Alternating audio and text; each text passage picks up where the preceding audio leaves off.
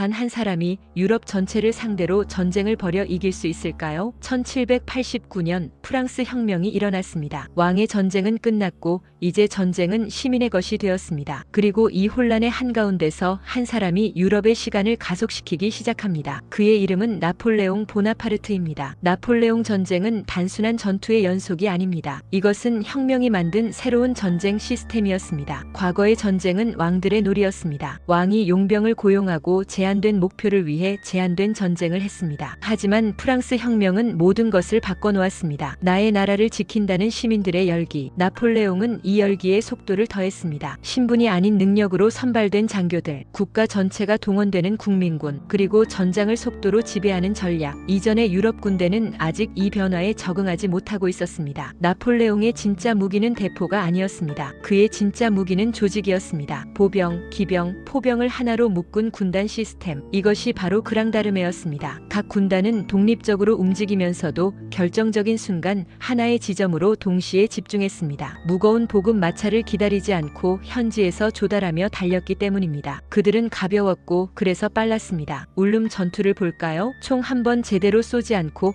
오스트리아군 5만 명을 포위해서 항복받았습니다. 싸워서 이긴 게 아니라 발로 이긴 겁니다. 나폴레옹의 전쟁은 속도의 전쟁이었습니다. 적이 준비하기 전에 나타나고 적이 반응하기 전에 무너뜨렸습니다. 그는 전장을 보드게임처럼 계산했습니다. 어디로 가야 하고 언제 쳐야 하는지. 하지만 그것만으로는 부족했습니다. 나폴레옹의 또 다른 무기는 바로 포병이었습니다. 그는 포병 장교 출신이었고 대포를 전쟁의 핵심으로 만들었습니다. 대규모 포격으로 적의 진영을 무너뜨리고 그 틈을 기병과 보병이 파고들었습니다. 유럽은 이 속도를 따라오지 못했습니다. 1805년 12월 2일 아우스터리츠. 나폴레옹은 유럽 최강의 연합군을 단 하루 만에 무너뜨립니다. 그는 고의로 약점을 노출해 적을 유인했고 중앙을 돌파해 전설적인 승리를 거두었습니다. 안개 속에서 떠오르는 태양. 역사는 이것을 아우스터리츠의 태양이라고 부릅니다. 이 순간 유럽은 깨닫습니다. 이 전쟁은 예전과 다르다고. 유럽 대륙은 이제 그의 발 아래에 있었습니다. 프러시아는 무너졌고 오스트리아는 항복했고 러시아는 물러났습니다. 나폴레옹은 황제가 되었고 유럽의 지배자가 되었습니다. 하지만 나폴레옹에게는 절대 이길 수 없는 전장이 하나 있었습니다. 바로 바다입니다.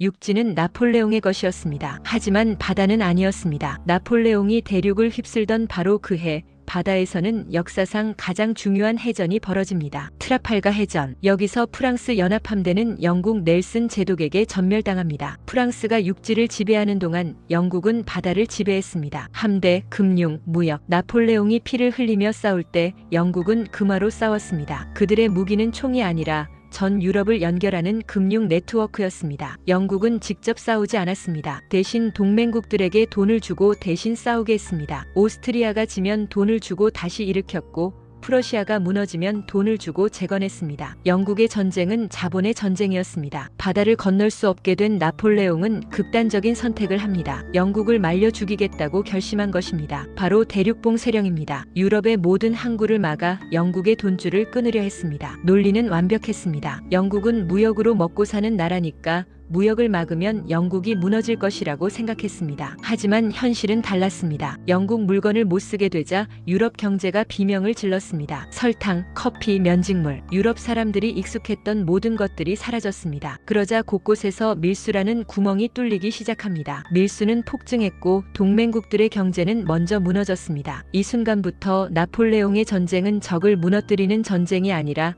자기 제국을 갉아먹는 전쟁이 되었습니다. 러시아도 결국 대륙봉 세령을 무시하고 영국과 다시 거래하기 시작했습니다. 나폴레옹의 계획은 역효과를 냈습니다. 가장 큰 구멍은 스페인이었습니다. 나폴레옹은 스페인을 쉽게 점령했지만 그곳의 농부와 성직자들이 총을 들고 일어났습니다. 이것이 바로 게릴라의 시작입니다. 보이지 않는 적, 끊임없는 기습. 프랑스군은 스페인이라는 늪에 빠져 피를 흘리기 시작합니다. 우리는 이것을 스페인 괴양이라고 부릅니다. 영국의 웰링턴 장군은 스페인 반군을 지원하며 프랑스군을 계속 괴롭혔습니다. 해방자로 들어간 프랑스군은 점령군이 되었습니다. 민심은 돌아섰고 유럽 곳곳에서 저항이 시작됩니다. 나폴레옹의 제국은 점점 더 많은 적을 만들어냈습니다. 경제는 무너지고 동맹들은 등을 돌리기 시작했습니다. 위기를 느낀 나폴레옹은 판을 뒤집을 최후의 도박을 결심합니다. 그의 시선이 향한 곳은 동쪽 거대한 제국 러시아였습니다. 1812년 여름 60만 명의 대군이 러시아 국경을 넘습니다. 역사상 가장 거대한 원정이었습니다. 끝이 보이지 않는 행렬. 나폴레옹은 빠른 승리를 확신했습니다. 하지만 러시아는 싸워주지 않았습니다. 러시아는 계속 후퇴하며 땅을 불태웠습니다. 청야 전술이었습니다. 곡식도 마을도 모든 것을 태워버렸습니다. 프랑스군은 아무것도 얻지 못한 채 계속 전진했습니다. 적은 군대가 아니었습니다. 거리, 추위, 보급. 러시아는 싸우지 않고 나폴레옹을 무너뜨리고 있었습니다. 마침내 모스크바에 입성했습니다. 하지만 나폴레옹을 기다린 것은 항복 문서가 아니라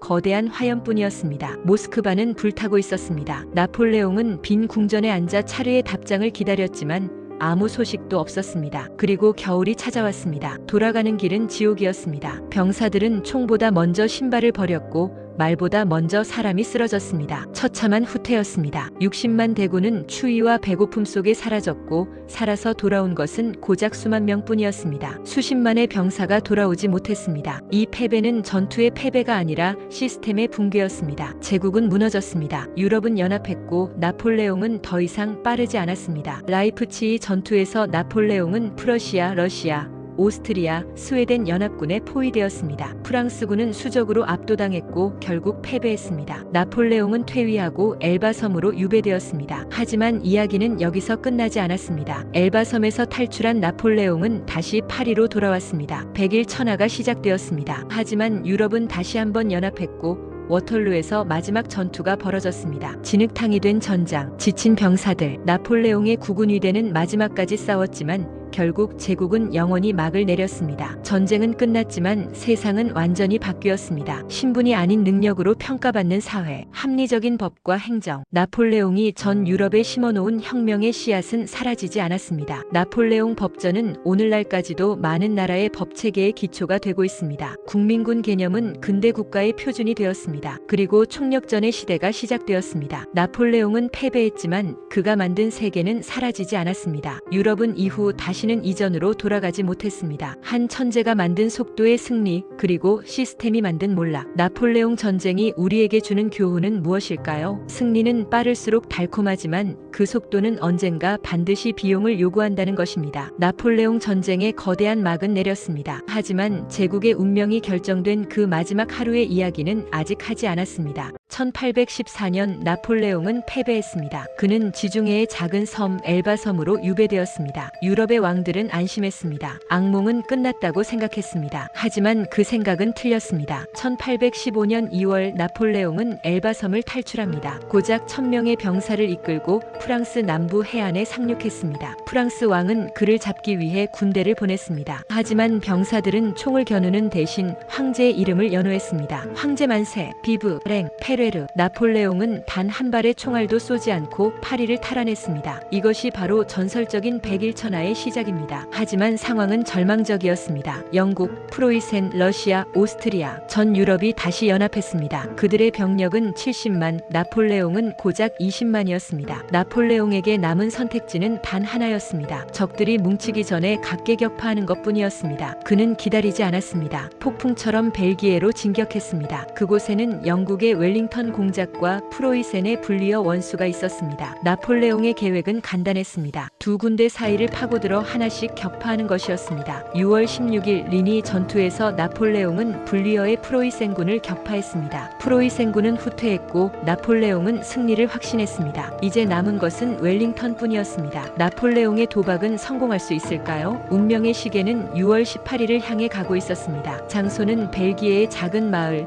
그곳의 이름은 워털루였습니다. 1815년 6월 18일 아침 워털루에는 장대비가 쏟아졌습니다. 이 비는 단순한 날씨가 아니었습니다. 나폴레옹의 운명을 가를 재앙이었습니다. 나폴레옹의 주특기는 대포였습니다. 하지만 진흙탕이 된 땅에서는 대포를 옮길 수가 없었습니다. 포탄은 땅에 박혀 터지지 않았습니다. 공격은 계속 지연되었습니다. 나폴레옹은 땅이 마르기를 기다렸습니다. 하지만 그 시간은 적들에게는 축복이었습니다. 오전 11시 30분 드디어 프랑스군의 대포가 불을 뿜었습니다. 하지만 웰링턴은 영리했습니다. 그는 병사들을 언덕 뒤에 숨겨 포격을 피했습니다. 프랑스군은 우구몽 농가를 공격했습니다. 영국군은 필사적으로 방어했습니다. 건물은 불타고 시체는 쌓여갔지만 농가는 함락되지 않았습니다. 다급해진 나폴레옹은 기병대를 투입했습니다. 네이 원수의 지휘 아래 10,000명의 기병이 돌격했습니다. 그것은 마치 강철의 파도 같았습니다. 하지만 영국군은 도망치지 않았습니다. 그들은 방진을 짰습니다. 사각형 대형으로 뭉쳐 사방으로 총검을 세웠습니다. 프랑스 기병들은 그 사이를 맴돌다 쓰러졌습니다. 보병과 대포의 지원이 없는 기병 돌격은 자살행위였습니다. 시체는 산처럼 쌓였고 전장은 피와 진흙으로 뒤범벅이 되었습니다. 오후가 되자 나폴레옹의 표정은 굳어졌습니다. 저 멀리서 새로운 군대의 흙먼지가 보이기 시작했기 때문입니다. 지원군이었을까요? 아니면 적군이었을까요? 그것은 나폴레옹이 가장 두려워했던 존재였습니다. 패배하고 도망친 줄 알았던 프로이센군이었습니다. 그들은 지옥 같은 행군을 거쳐 전장에 돌아왔습니다. 나폴레옹은 포위될 위기에 처했습니다. 오후 4시 전장의 판도가 완전히 뒤집혔습니다. 프로이센군이 나폴레옹의 오른쪽 측면을 공격하기 시작했습니다. 나폴레옹은 포위될 위기에 처했습니다. 이제 남은 카드는 단 하나였습니다. 불패의 상징, 제국 근이 되었습니다. 지난 20년 동안 단 한 번도 패배한 적 없는 최정예 부대였습니다. 그들이 움직이자 전장에는 침묵이 흘렀습니다. 황제의 근위대가 전진한다. 프랑스군의 사기가 다시 타올랐습니다. 근위대는 영국군의 진영을 향해 묵묵히 걸어갔습니다. 빗발치는 총탄 속에서도 그들은 멈추지 않았습니다. 하지만 역사의 신은 나폴레옹을 버렸습니다. 영국군의 숨겨진 매복 사격이 근위대를 덮쳤습니다. 그리고 측면에서는 프로이센군이 들이닥쳤습니다. 그때 믿을 수 없는 외침이 터져나왔습니다. 근위대가 후퇴한다. 라, 가르드, 르킬. 단 한 번도 등을 보인 적 없던 그들이 무너지고 있었습니다. 그것은 단순한 후퇴가 아니었습니다. 한 시대의 종말이었습니다. 프랑스군은 패주했고 나폴레옹의 제국은 그날 저녁 영원히 멸망했습니다. 전쟁은 끝났습니다. 나폴레옹은 세인트 헬레나라는 외딴 섬에 갇혀 쓸쓸히 생을 마감합니다. 한 천재의 야망은 워털루의 진흙 속에 묻혔습니다. 하지만 그가 남긴 법전과 시스템은